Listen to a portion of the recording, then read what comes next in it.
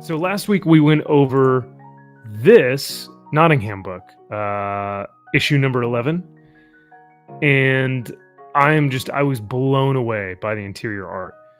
But Drew, I don't know if you remember, but do you remember the first issue? Because I reread the first issue, and dude, his artwork, like you can see him in his first issue.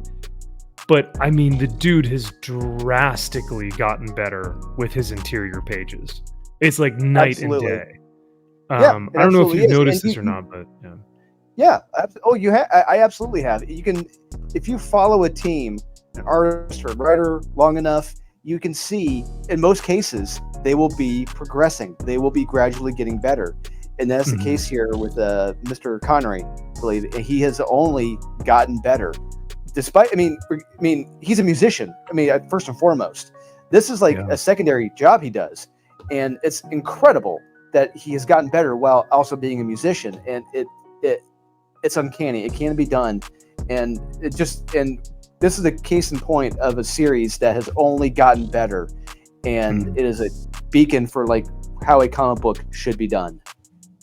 100%, man. Yeah, not only just a musician, like he's the lead singer in like a rock, like he's a rock star. Yeah. You know what I mean? Like, yes, he is a legit rock star. Yeah. Yeah, the dude like tours. He's got like all these different creative endeavors, and yet he still has the time to put in the effort. So like, here's one of the pages from issue 1. This is issue 11 a few years later. Like, my God, that's incredible. The amount of detail in the faces and like how amazing these emotions look. Like this, love it. This is a unique design for like an art style, and you can tell that it's not tempered, right? It's kind of he's not trained. He's just kind of, you know, drawing what he would normally do with his type of technique or his style. But then you get to here, man, and it's just completely fleshed out into like fully actualized Connery. A greater utilization of shadows, of blacks. Yeah. Just more. There's much greater depth with the images and the faces and the backgrounds. And you really see that now, and they're beautiful. Every page is a banger. I love it. That I like the word you use, depth, because like this looks very one-dimensional. It's true, because if you look at it, looks flat. They look very flat. Yep. But if you progress, you see the pages now. It's like, holy crap! Yeah, they really do like the pages are popping out. Yeah, this just kind of feels like not amateurish. Well, it is amateurish, right? This was his first book, really, that I can think of. He's a rookie. But I mean, he's figuring, he's feeling himself out. He's laying the groundwork. It looks like he's taking criticism. He's learned what he needed to do to improve, as all great creators do, and he's an example of like that. Was it the 10,000 hours? Keep practicing that craft, it boom. I mean, he's nailing it with this.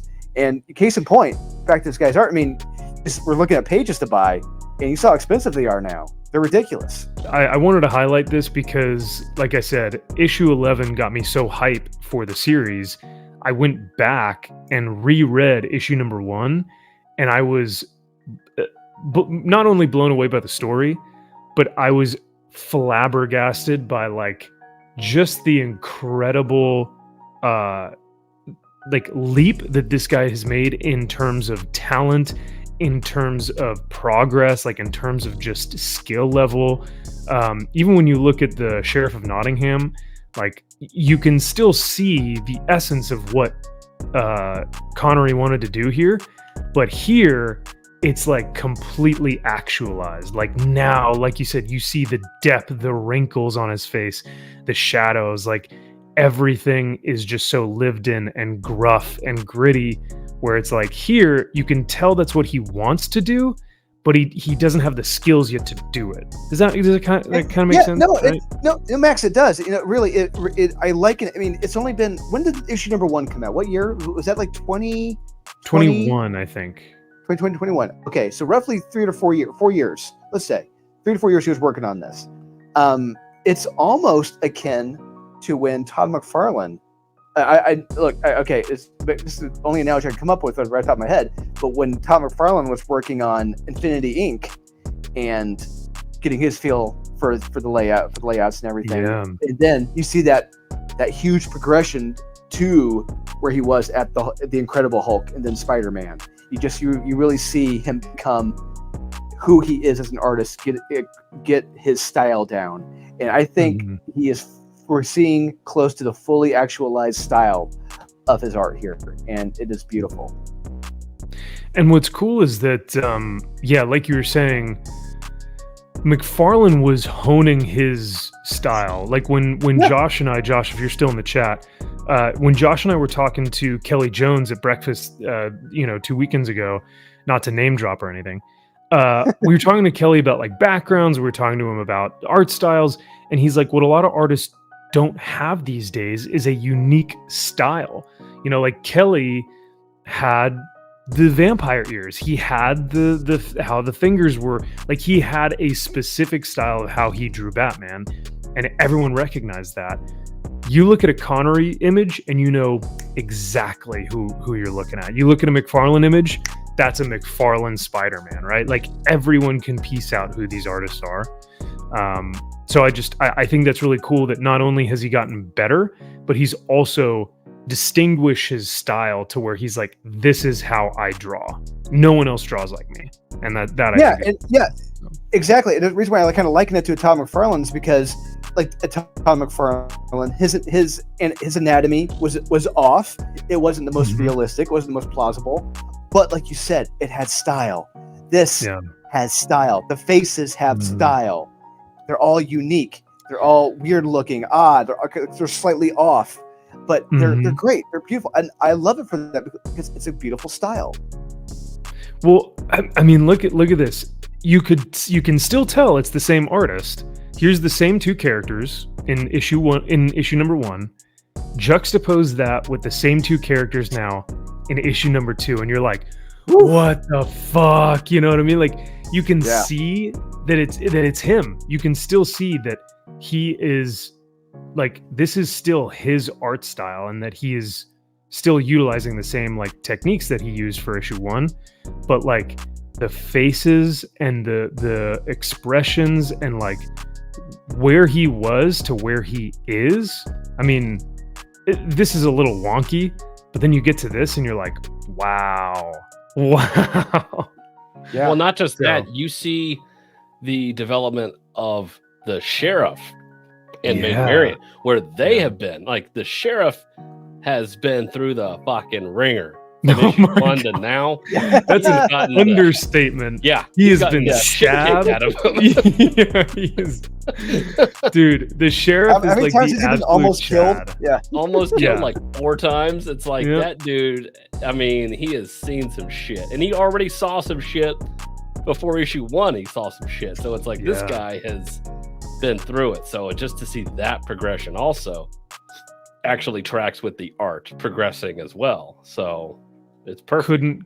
Couldn't agree more. Could not agree more. Because like what I've noticed is that he draws the sheriff with almost like a John Bernthal nose. You know what I mean? Yeah. It's one of those noses where it's like you've been hit so many times in the fucking face that like at this point it's just almost like your face looks like one of those bulldogs. It's just been smashed in, right? And he's kept that same facial construction with like the large nose, the heavy brow, the really dark wrinkles, and he's kept it, but he's just like completely honed it now, where it's like, yep, same features, large nose, dark, deep wrinkles, but now it's just like, man, he just keeps getting better with every issue, and you love to see it. You love to see it.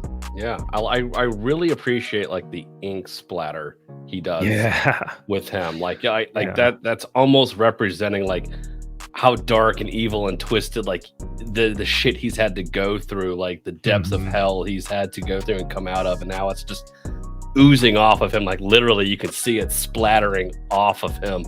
Like it's absolutely amazing. Just the blackness of like you said, of his because it's so funny to look at this because you see it here. Hold on, can I zoom in even more? Like you can tell that he's almost like, do I want to say apprehensive or maybe just timid? Because like if you look at this one, you can see a little bit of that splatter, like right here, and he's like that kind of looks cool, you know. But he's more confident and more bold because then once we get to like this panel up here when he's in the bar, it's like, bam! He's like, fuck yeah! I'm gonna splatter that shit all over the place. Like this is how I love that. Like you said, it's emanating off of him. Like it's just like completely. Yeah, like you know, his I just realized. form. You know what this style reminds me of? I can't believe I just now thought of this. Sam Keith. Oh yeah. Oh, 100%. Yeah, 100%. Yeah. The inks that you're talking about really become like you can see that he's really using them here, but in this it looks like he's really laying on the inks heavy, which I appreciate a lot. Because it's almost like David Finch inks where it's just like dark. Yeah. Which to me adds a lot of depth to everything, which I think looks a little bit better when you. But I feel like it takes a lot of courage when you do that type of inking. Yeah. You have to know anatomy. You have to know exactly what you want in a panel because it could look really bad. 100%. Yeah. It could add, and in a lot of cases, it could take if you had another inker doing it, it could take away from that penciler's vision. The inker could take over what the penciler had in mind, which does happen. Oh, dude, we've looked at comic books where, like, we saw the black and white for it, like the pencils for it, and then we look at the book after it's been inked and colored, and it's like they massacre the pencils. Like it doesn't even look like the same artist. So yeah, inks are extremely important. But so I just wanted to bring it up. I thought it was a cool little like back and forth because like I said, I was just in awe of the progress that he's made as an artist and as a creator and just like, you know, here's 2024 Nottingham, Nottingham Castle. Here's 2020, 2021 Nottingham Castle. Okay. 3D, a little bit of 3D assets. No, I'm kidding. It's all 3D asset. What are you talking about? He just plugged in. He dropped it in from he's not Michael Janin. Oh, shit. Did I say that out loud? Damn. No. But yeah, it's like, oh, shit. Like, these are like direct one-to-one, you know, like where he was and where he is. It's just so cool to look at that. It's like watching someone get better like right before your eyes. Like you're watching them increase their skill, which I think how rare is that and cool is that in the same series, no less.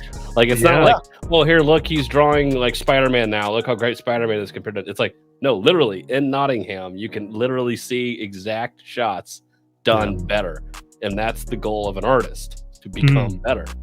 Right. That's awesome. No, it's so rad, dude. Because you can just tell, like he takes this seriously. Like he's really loving what he's doing, and he's really like putting in the time and effort. But yeah, I couldn't agree more with you when you say like how cool is it, how fun is it, but also how rare is it.